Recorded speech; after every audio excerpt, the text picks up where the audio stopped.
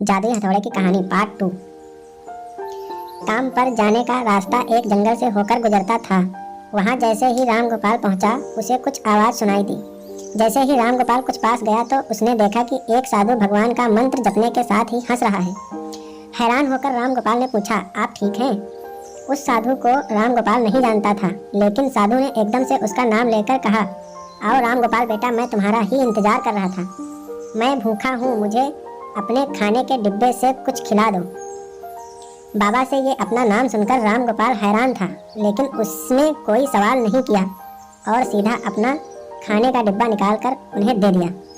देखते ही देखते बाबा ने राम गोपाल का सारा खाना खा लिया। उसके बाद उस साधु ने कहा, बेटा मैं तो सारा खाना खा लिया, अब तुम क्या खाओगे? मुझे माफ़ करना। राम गोपाल ने कहा, कोई बात नहीं बाबा, मैं काम के लिए बाजार जा रहा हूँ तो मैं वहीं कुछ खा लूँगा। यह सुनकर उस साधु ने राम गोपाल को खूब आशीर्वाद दिया और भेंट के तौर पर एक हथौड़ा दे दिया। राम गोपाल ने कहा, आपका आशीर्वाद काफ़ी है, मैं इस हथौड़े का क्या करूँगा, इसे आप ही रखिए। साधु ने जवाब देते हुए कहा, बेटा यह मामूली हथौड़ा नहीं है, यह जादुई हथौड़ा है जो मेरे गुरु ने मुझे दिया था और अब मैं तुम्हें दे रहा हूँ क्योंकि तुम्हारा दिल साफ है। इसका इस्तेमाल अच्छे कामों के लिए ही करना और किसी दूसरे के हाथ में इसे कभी मत देना। इतना कहकर वह वहाँ से अदृश्य हो गए। राम गोपाल अपने हाथों में हथौड़ा लेकर बाजार काम करने के लिए चला गया। औजार बनाने से पहले उसे दिमाग में आया कि आज इसी हथौड़े से लोहा पीटता हूँ। जैसे ही लोहे पर हथौड़े से चोट मारी, वो सीधा औजार बन गया। दूसरी चोट में लोहे के बर्तन बन गए।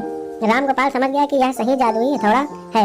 वो जो बनाने की सोच के साथ लोहे पर चोट मारता, लोहा सीधा वही बन जाता। जादुई हथौड़े की वजह से राम गोपाल का काम जल्दी खत्म हो गया और वो अपने साथ ही उस जादुई हथौड़े को घर ले गया।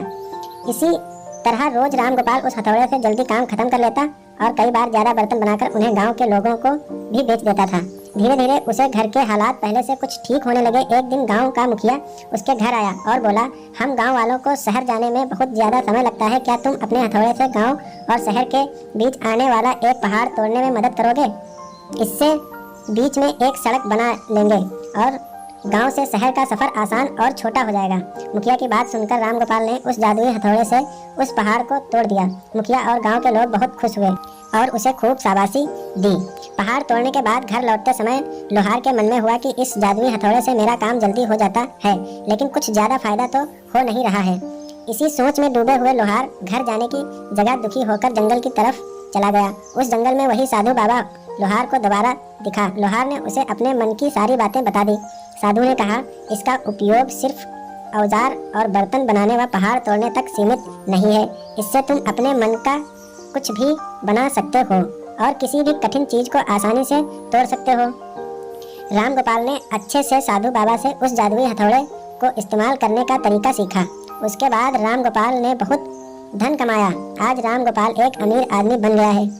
अभी भी वो जब भी जरूरत महसूस होती है उस जादुई हथौड़े का इस्तेमाल कर लेता है। कहानी से सीख, चाहे कोई वस्तु हो या दिमाग, इनका इस्तेमाल पूरी तरह से करना चाहिए। साथ ही अपने पास मौजूद सामान का मोल समझना जरूरी है। व्यर्थ तहास होने से काम नहीं बनता। समझ गए दोस्तों? मिलते हैं आप लोगों को नेक्स्ट वीडियो में।